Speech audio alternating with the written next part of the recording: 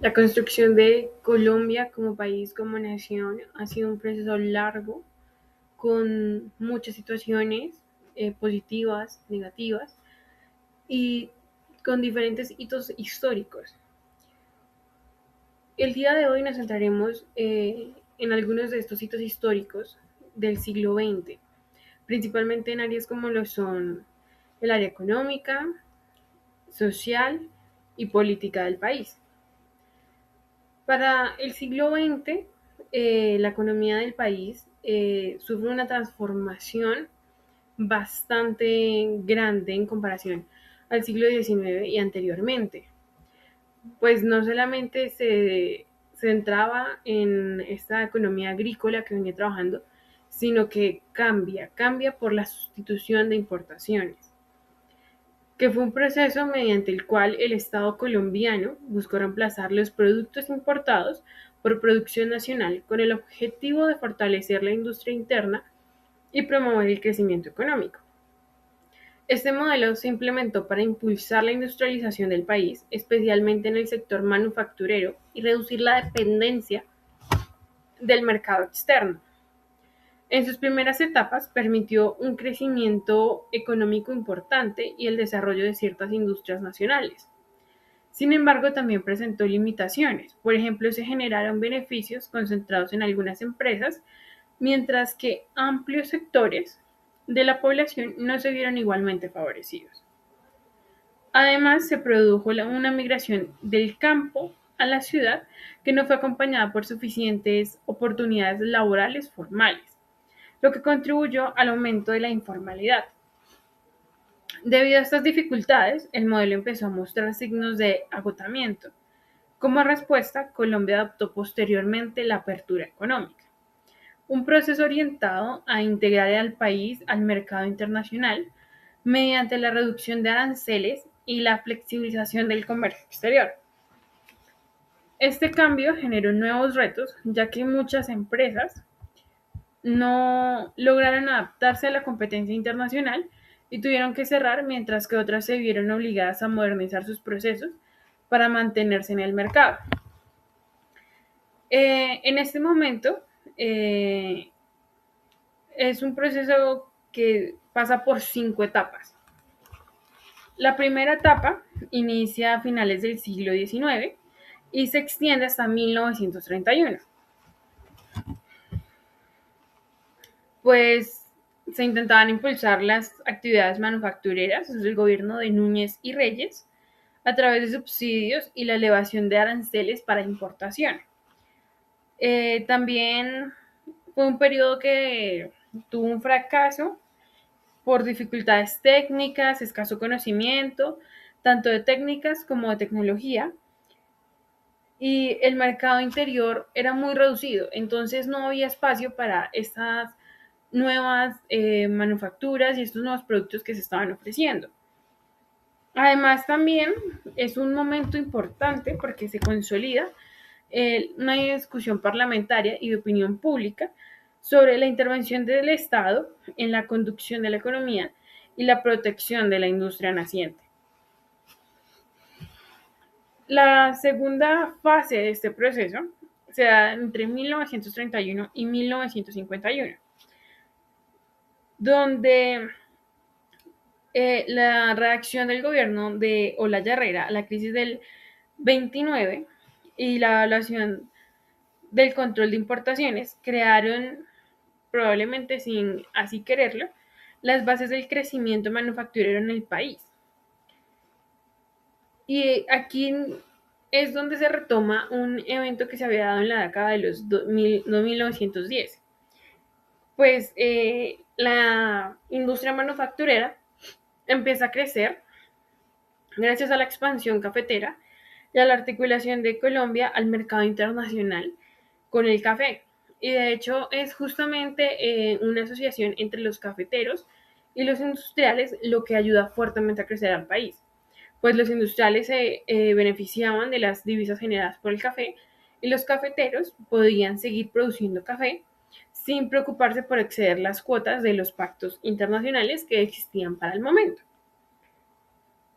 Eh, Y es algo que renueva, pues hasta el momento Colombia no había tenido la oportunidad de vincularse al comercio internacional por la nula demanda interna para la producción manufacturera y también porque hasta el momento los productos que, valga la redundancia, se producían en Colombia, pues no eran lo suficientes para mantenerse constantes en estos tratados de comercio internacional. En 1931 se da una ampliación del mercado interno gracias a la explotación cafetera y la creación de centros urbanos.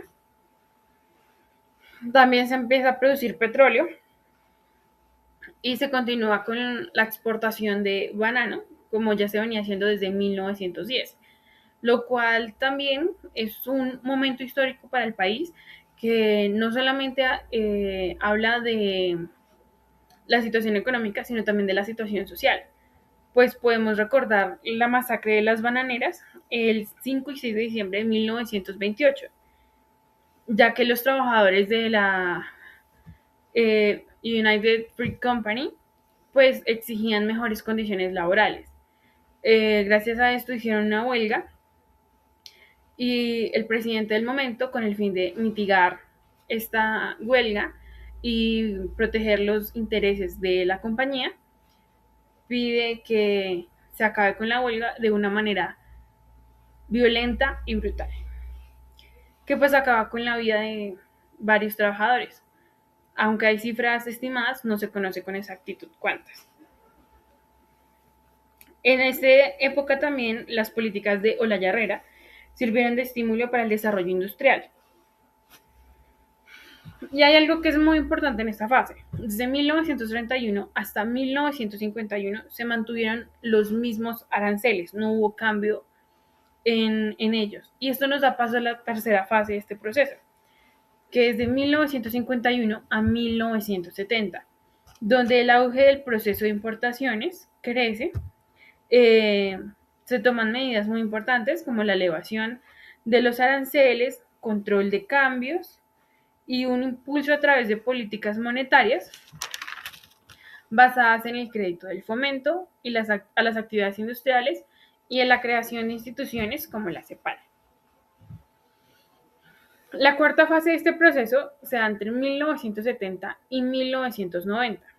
El Estado compatibiliza el proceso de sustitución de importaciones con la promoción de exportaciones.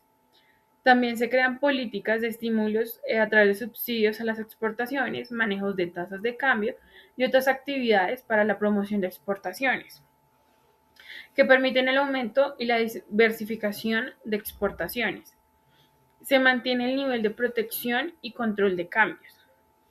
Y luego llegamos a la última fase de este proceso y es la que casi nos ha traído hasta el siglo XXI, que es de 1990 en adelante, donde se finaliza el proceso de sustitución de importaciones, o sea, una apertura económica, se eliminan las barreras al comercio que protegían la naciente industria que se desarrollaba, se abre cuenta de capitales, y pues este es un periodo muy decisivo, importante para muchas empresas, ya que es allí donde se decide si estas empresas siguen en el mercado, se mantienen o simplemente desaparecen. Algunas lograron adaptarse al cambio, otras lamentablemente no. Este periodo de tiempo quizás un lento crecimiento para el país, pero en medidas económicas fue bastante bueno, pues tuvo una tasa anual promedio de crecimiento más elevada de América Latina entre 1950 y 1990 y la menor tasa de inflación promedio anual entre el mismo periodo de tiempo con menor fluctuación y volatilidad. Y si bien algunos creían que Colombia estaba teniendo un crecimiento económico lento y casi nulo o mediocre, la verdad es que fue bastante positivo, pues a pesar de que el crecimiento era poco, era sostenido. Y en comparación a otros países, no habían pérdidas, devaluaciones o situaciones como de crisis económica. Luego sigue la parte social la parte social fue bastante fuerte en muchos sentidos. Pues tenemos, por ejemplo, el conflicto armado, que marcó grandemente la historia del país. El conflicto armado en Colombia tiene sus orígenes principalmente en las zonas periféricas del país, donde históricamente ha existido una débil presencia del Estado. Esto generó condiciones de desigualdad y permitió que surgieran actores armados no estatales. Después del periodo de la violencia, aunque se estableció el Frente Nacional, persistieron conflictos en las zonas rurales, lo que dio lugar al surgimiento de guerrillas como una forma de respuesta a las problemáticas sociales y políticas del campo. El conflicto se desarrolló principalmente en regiones alejadas del centro político, lo que dificultó su control por parte del Estado y permitió su prolongación en el tiempo. Como consecuencia, se generaron fuertes impactos sociales, como la violencia continua y la falta de integración de muchas regiones al desarrollo del país. Socialmente hablando, para Colombia fue un periodo bastante complejo, marcado por la violencia, por las guerras civiles. Por ejemplo, esto se puede ver desde el inicio casi del siglo, pues ya veníamos con la guerra de los 1000 días, luego viene el asesinato de Jorge Eliezer Gaitán, y es allí, después de este suceso, que se produce lo que se conoció como el Bogotazo, un momento importante, pues el estallido en Bogotá y en otras ciudades no derroca al gobierno, pero sí desencadena la violencia campesina. Luego, entre 1946 a 1965 aproximadamente, en los años conocidos como los años de la violencia, se ocasionan cerca de 180.000 muertes en un país de 13 millones de habitantes, lo cual es un número significativo. Luego, en 1953, se produce la amnistía de Rojas Pinilla, donde se desmovilizó la guerrilla del Llano. Posterior a ello, es Rojas Pinilla quien en 1957, que, bueno, o después del suceso de Rojas Pinilla, se crea el Frente Nacional, donde las personas del Partido Conservador y del Partido Liberal llegan a un acuerdo donde lo que van a hacer es turnarse en el poder. Unos van a estar durante un periodo y al siguiente periodo están los próximos. Pero es gracias a este acuerdo que se desmovilizan las restantes guerrillas liberales y las bandas conservadoras, conocidas como los pájaros. Luego, entre 1964 y 1966, surgen otras guerrillas y se fortalecen. Algunas de ellas son el ELN y las FARC. También, más tarde, en 1970, surge el ELN, grupo que se desmovilizaría en 1990 gracias a un acuerdo de paz que duró 15 meses en formarse. Tenemos otros eventos donde surgen en estos periodos de tiempo entre 1966 y 1990, donde surgen otras guerrillas, como las Autodefensas Unidas de Colombia, y entre otras más. También surge, por ejemplo, el Cartel de Medellín, y es un momento oscuro para la historia del país, por las muertes, las pérdidas de personas, de familias, de amigos, causadas por esta violencia y por la polarización que surgía en el país, porque inicialmente veníamos de una guerra bipartidista, pero luego estos dos partidos ya no representaban a toda la población. Y es justamente allí, en estas diferencias, en estas faltas de identificación, de representación de las personas, donde empiezan a surgir algunos de estos grupos armados. Además de, como ya se había mencionado antes, la falta de presencia del Estado. Pues el conflicto se ha enseñado sobre todo en la periferia, campesina y ha sido marginal al sistema político. Mas, sin embargo, no todo ha sido malo o negativo en este periodo de tiempo, pues fue un periodo de tiempo que socialmente también fue importante, por ejemplo, para las mujeres, ya que es entre aproximadamente 1940 con el gobierno de Rojas Pinilla, un periodo donde las mujeres empiezan a ser más activas en la vida social, por ejemplo, a través del voto, pudieron obtener cédulas, pudieron empezar a estudiar profesionalmente y a tener muchos más reconocimientos.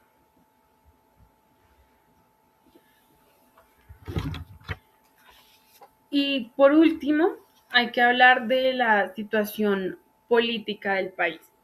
La situación política, como ya se había mencionado antes, viene marcada por todas estas diferencias de partidos políticos, estas faltas de representación, estas polarizaciones, y como algunos entendían de una forma un poco radical la política, lo cual los llevaba también a hacerse partícipes de los grupos armados, pero hay un momento muy importante en la política y se da justamente a finales de los 80, principios de los 90, con una serie de movimientos estudiantiles, conocido por ejemplo como el movimiento de la séptima papeleta, que es uno de esos movimientos que da inicio a la constituyente, un hito histórico para el país, para la región, pues veníamos de una constitución bastante conservadora, bastante estricta, que no era representante de toda la situación del país, que además no contenía todos los derechos necesarios. Y es justamente allí, en 1990, después de un largo proceso donde diferentes estudiantes de distintas universidades empiezan a trabajar en conjunto y empiezan a comunicarle al país esta necesidad de cambiar la constitución, de incentivarlos a que voten, donde surge un cambio importante. Pues es un proceso que, por ejemplo, se puede decir inició de muchas maneras, que inició con la movilización del M-19, con el gobierno de Virgilio Barco o el que le sigue, el de Gaviria, quienes abrieron las vías jurídicas y judiciales para que se pudiera dar esta constituyente, pues en la constitución anterior no estaba. Y es una constitución que es importante para los colombianos, ya que les da representación, les da participación, acepta sus diferencias, las promueve, las celebra y les permite ser en el Estado-Nación.